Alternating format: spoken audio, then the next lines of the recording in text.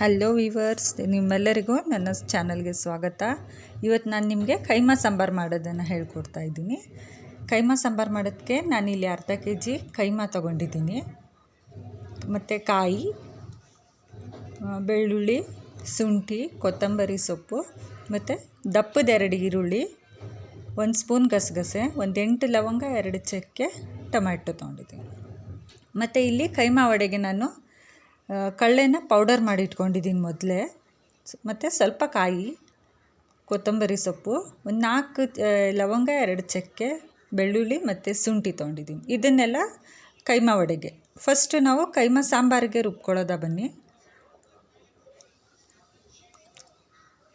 ಇಲ್ಲಿ ನಾನು ಕಾಯಿ, ಟೊಮ್ಯಾಟೊ, ಈರುಳ್ಳಿ, ಚಕ್ಕೆ, ಲವಂಗ, ಶುಂಠಿ, ಬೆಳ್ಳುಳ್ಳಿ ಎಲ್ಲ ಹಾಕಿ ರುಬ್ಕೋತಾ ಇದ್ದೀನಿ. ಇದು ಸಾಂಬಾರಿಗೆ ರುಬ್ಕೋತಾ ಇದ್ದೀನಿ ನಾನು.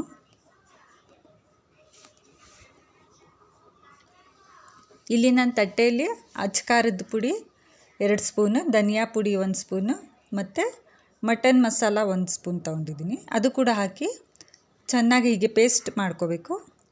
ಈಗ ನಾನು ಕೈಮಾ ವಡೆಗೆ ರುಬ್ಕೋತಾ ಇದ್ದೀನಿ. ಬೆಳ್ಳುಳ್ಳಿ, ಶುಂಠಿ, ಚಕ್ಕೆ, ಲವಂಗ, ಕೊತ್ತಂಬರಿ ಸೊಪ್ಪು ಮತ್ತು ಕಾಯಿ. ಇದಕ್ಕೆ ನಾನು 1 ಸ್ಪೂನ್ ಅಚ್ಕಾರದ ಪುಡಿ ಹಾಕೋತಾ ಇದ್ದೀನಿ ಮತ್ತು ಸ್ವಲ್ಪ ಉಪ್ಪು ಹಾಕೋತಾ ಇದ್ದೀನಿ.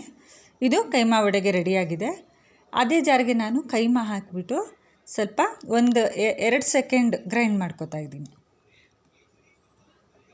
ಸ್ವಲ್ಪನೇ ಹಾಕ್ಕೊಂಡು ಇಲ್ಲಿ 2 ಸೆಕೆಂಡ್ ಆಫ್ ಆನ್ ಮಾಡಿಕೊಂಡ್ರೆ ಸಾಕು. ನೋಡಿ, ಇಲ್ಲಿ ರೆಡಿಯಾಗಿದೆ. ಇದು ಕೈಮಾ ವಡೆಗೆ. ಈಗ ಇನ್ನೊಂದು ತಪ್ಪಲೆಯಲ್ಲಿ ನಾನು ಎಣ್ಣೆ ಹಾಕೋತಾ ಇದ್ದೀನಿ.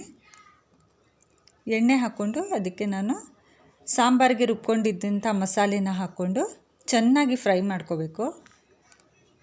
ಅದಕ್ಕೆ ಒಂಚೂರು ಕೈಮಾ ಹಾಕೋತಾ ಇದ್ದೀನಿ ನಾನು ಸಾಂಬಾರಿಗೆ. ಹೀಗೆ ಚೆನ್ನಾಗಿ ಎಣ್ಣೆ ಬಿಟ್ಕೊಳ್ಳೋ ತನಕ ಫ್ರೈ ಮಾಡಿಕೊಂಡು ಅಳತೆಗೆ ನೀರು ಹಾಕ್ಕೋಬೇಕು. ಈಗ ರುಚಿಗೆ ತಕ್ಕಷ್ಟು ಉಪ್ಪನ್ನು ಹಾಕಿ ಅದು ಮಳ್ಳೋ ತನಕ ನಾವು ಇಲ್ಲಿ ಕೈಮಾ ವಡೆಗೆ ರೆಡಿ ಮಾಡ್ಕೊಳ್ಳೋಣ. ನಾವು ರುಬ್ಕೊಂಡಿರೋಂಥ ಕೈಮಾ ಮತ್ತು ಮಸಾಲೆಗೆ 2 ಹಿಡಿಯಷ್ಟು ಕಳ್ಳೆನ ರುಬ್ಕೊಂಡಿದ್ದೆ, ಪೌಡರ್ ಮಾಡ್ಕೊಂಡಿದ್ದೆ. ಅದನ್ನು ಹಾಕಿ ಚೆನ್ನಾಗಿ ಕಲಿಸ್ಕೋಬೇಕು. ಇಲ್ಲಿ ಸಾಂಬಾರು ಮಾಡ್ತಾ ಇದೆ. ಆಗ ತನಕ ನಾವು ಕೈಮಾ ಉಂಡೆ ಮಾಡ್ಕೊಳ್ಳೋದ. ನೋಡಿ, ಹೀಗೆ ಕಳ್ಳೆ ಎಲ್ಲ ಹಾಕಿ ಚೆನ್ನಾಗಿ ಕಲಸಿ ಒಂದೊಂದಾಗಿ ಉಂಡೆ ಮಾಡ್ಕೋತಾ ಇದ್ದೀನಿ. ನಮ್ಮ ಮನೆಗೆ ಇವತ್ತು ನೆಂಟರು ಬರ್ತಾ ಇರೋದ್ರಿಂದ ನಾವು ಸ್ವಲ್ಪ ಜಾಸ್ತಿ ತೊಗೊಬಂದಿದ್ದೀವಿ. ನೋಡಿ, ಇಲ್ಲಿ ಕೈಮಾ ವಡೆಗೆ ರೆಡಿಯಾಗಿದೆ. ಈಗ ನಾನು ಇದನ್ನು ಫಸ್ಟು ಶಾಲೋ ಫ್ರೈ ಮಾಡ್ಕೋತೀನಿ. ಆವಾಗ ಕೈಮಾ ಉಂಡೆ ಒಡೆಯಲ್ಲ. ಹೀಗೆ ಒಂದೊಂದಾಗಿ ಹೀಗೆ ನೋಡಿ ಹಾಕೋತಾ ಇದ್ದೀನಿ.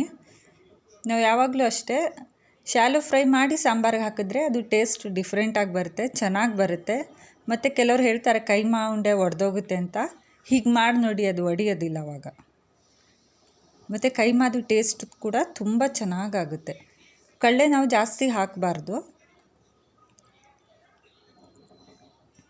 ನೋಡಿ, ಹೀಗೆ ಈಗ ತಿರುಗಿಸಿ ಪುನಃ ಫ್ರೈ ಮಾಡ್ಕೋತಾ ಇದ್ದೀನಿ.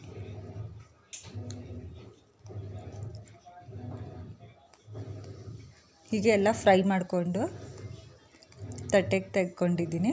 ಈಗ ಸೆಕೆಂಡ್ ಟ್ರಿಪ್ದು ಹಾಕದ. ನೋಡಿ, ಈ ಥರ ಫ್ರೈ ಮಾಡ್ಕೋಬೇಕು ಯಾವಾಗಲೂ. ಈಗ ಸೆಕೆಂಡ್ ಟ್ರಿಪ್ದು ನೋಡಿ ಹೀಗೆ ತಿರುಗಿಸಿ ಸೆಕೆಂಡ್ ಸೈಡಲ್ಲೂ ಕೂಡ ಫ್ರೈ ಮಾಡ್ಕೋತಾ ಇದ್ದೀನಿ. ಎಲ್ಲ ಆಗಿದೆ. ಈಗ ನಾನು ಇದನ್ನು ಸಾಂಬಾರಿಗೆ ಹಾಕ್ತೀನಿ. ನೋಡಿ, ಈಗ 10 ನಿಮಿಷ ಬೇಯಿಸಿದ್ರೆ ಸಾಕು. ಸಾಂಬಾರು ತುಂಬ ಚೆನ್ನಾಗಿರುತ್ತೆ. ಬಿಸಿ ಬಿಸಿ ಅನ್ನ ಮುದ್ದೆಗೆ ಕೈಮಾ ಸೂಪರಾಗಿರುತ್ತೆ. ನೋಡಿ, ನನ್ನ ಕೈಮಾ ಸಾಂಬಾರು ನಿಮ್ಗೆ ಇಷ್ಟ ಆದರೆ ಲೈಕ್, ಶೇರ್, ಕಮೆಂಟ್ ಮಾಡಿ. Thank you. ಬಾಯ್.